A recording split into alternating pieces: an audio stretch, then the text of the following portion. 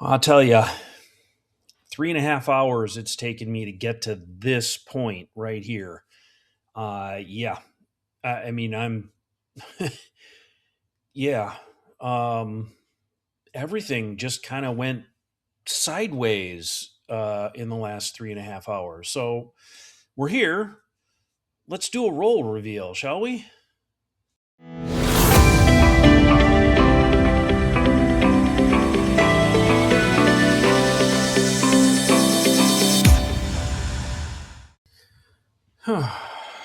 Wow. Yeah. Some days you have the best intentions and you can't get to the end result because everything just kind of blows up. So, anyway, we're going to do a role reveal tonight and we're going to do it on this guy.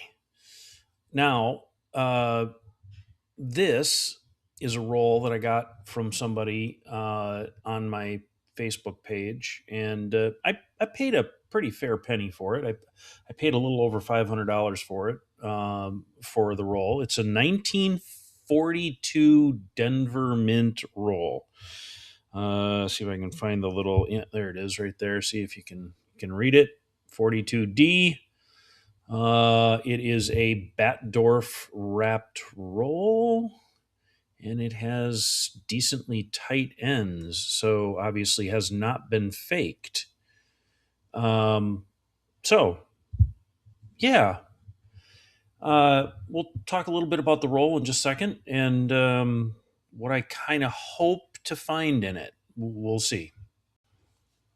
Okay, here's the roll, and like I said, excuse me, 1942D, Unk. A lot of people see these stamps on these and stuff like that, and they say, "Well, is that actually part of the original printing?" No, a lot of dealers would stamp that on their rolls, on their wrappers, just so that they knew what was inside. I'm not sure why, because like literally all you got to do is look at the coin on the end.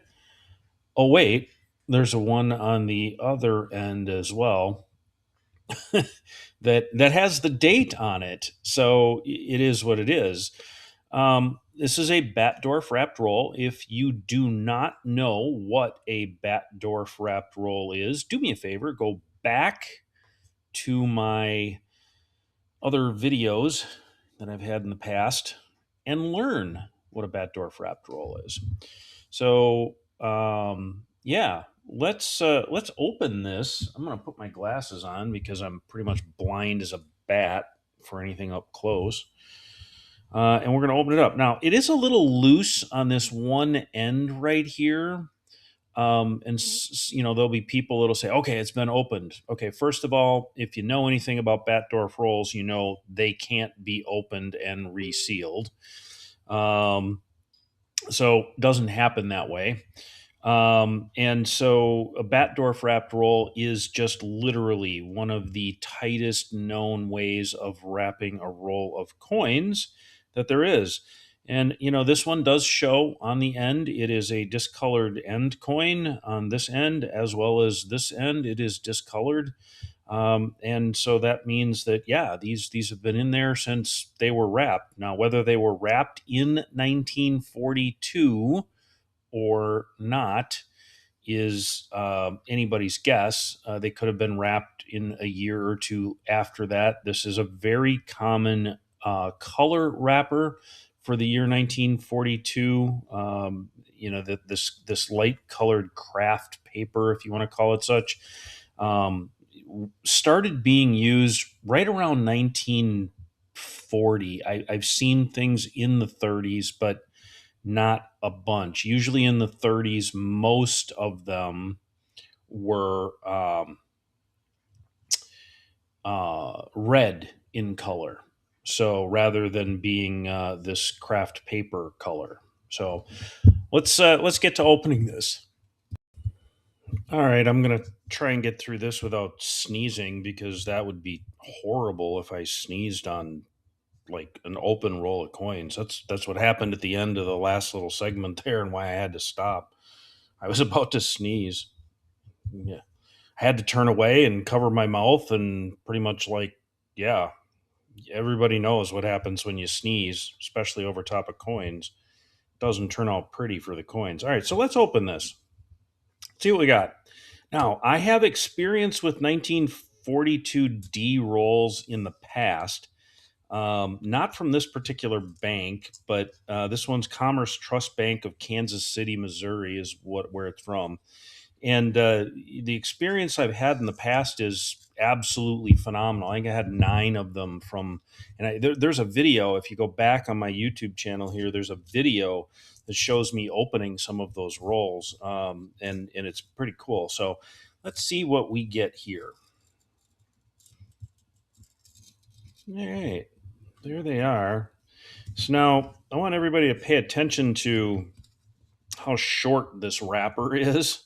It's literally like 5 inches long in length, and yet it holds the coins so incredibly tight that, I mean, most other wrappers actually are a good 2 to 3 inches longer than this. And so that's why I love Batdorf wrapped rolls. So I'm going to take these off of here, and I want you to kind of pay attention to how I do this, because this is really good coin handling 101, if you want to call it such. Now I have these opened up here like this, and most people would just pull the wrapper out and dump them all over the place into a pile and stuff like that. The goal here is to try and pull these off this wrapper in a straight line, so that they're not in a pile and I don't have to try and pick up each one of those individual coins. So I'm going to do this in twos. So I'm gonna try and move one side of this like that. I mostly got it. All right, now we're gonna do the rest, and hopefully I can get that to. There we go. So now these are mostly in rows, so I can actually grab these coins with my fingers. And notice I grab them with the thumb and second finger, not the first finger, but I use the first finger and the third finger to kind of hold them in place so that they don't fall out of my fingers and hands. So there's some coin handling 101. All right, let's see what we got here. Yeah, okay. Wow. Nice roll of coins. So 1942D actually has a couple of really cool RPMs, repunchment marks in it, and stuff like that people like to look for.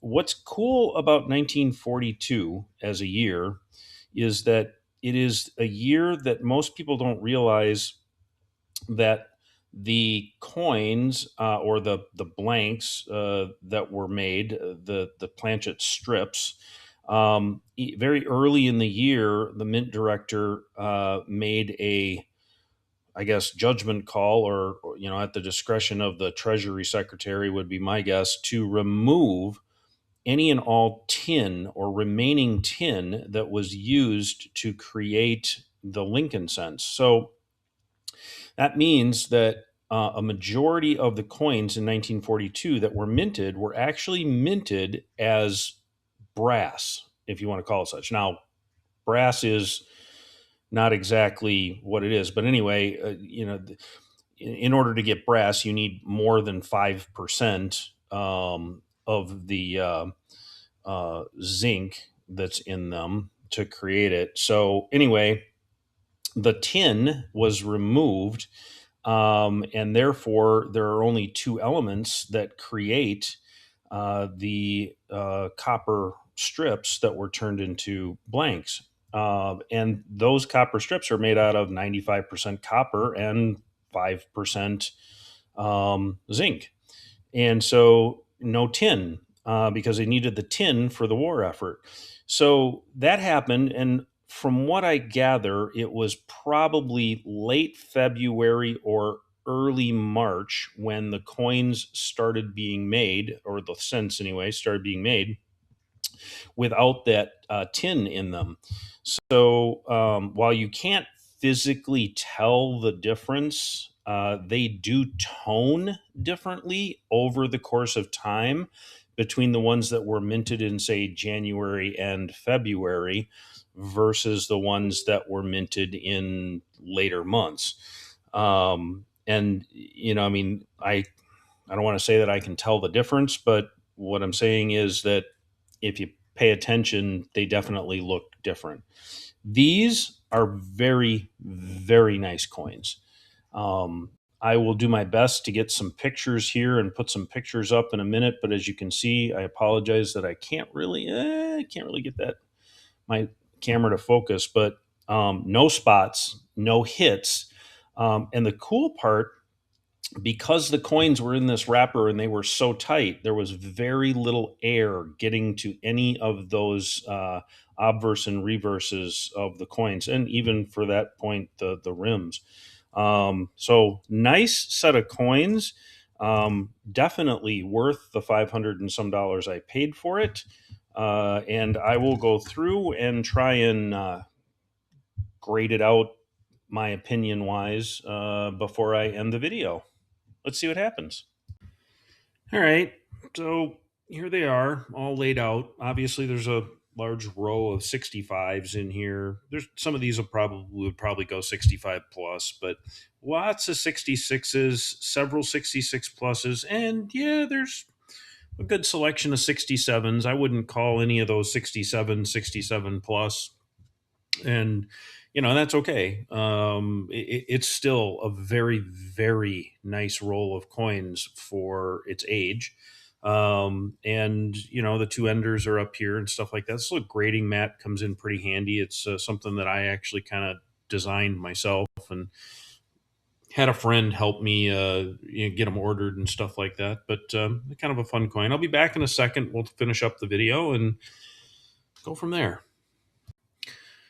All right, I'm back. End of the video. Look, the thing you have to remember, everybody goes, well, why'd you pay $500 for a roll of coins? Well, number one, I've always had really good luck with 1942 Ds, especially in Batdorf wrapped rolls. Excuse me. And as a result, I'm happy to pay a good amount of money for something like that.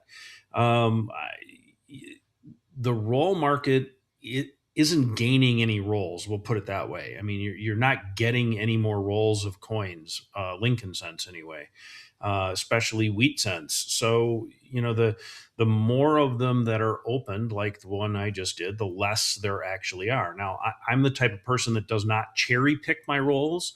I will leave the roll intact. At some point in the future, it'll get sold. It probably won't get sold for the $500 that I've got in it, but it'll get sold for a close amount by the time it's all said and done, whether that be a year in the future or 5 years in the future, who knows. And I keep all of my rolls intact, and that's just because it's history. It's part of the history of the coins that we search. Now there are other people that are like, oh, I want the best coin out of a roll. That's fine. Everybody do their thing. That's perfectly fine. So in closing, I guess, look, if you like the video, do me a favor, hit the like button, subscribe to my channel if you can. I'd love it. I'm actually up over 2,000 subscribers, which is really kind of cool for me. And the other nice part about that is the fact that obviously if you subscribe, you're going to get notifications when I do put another video out. So thanks. I appreciate you watching. We'll do another roll reveal soon, or another video or something. See ya.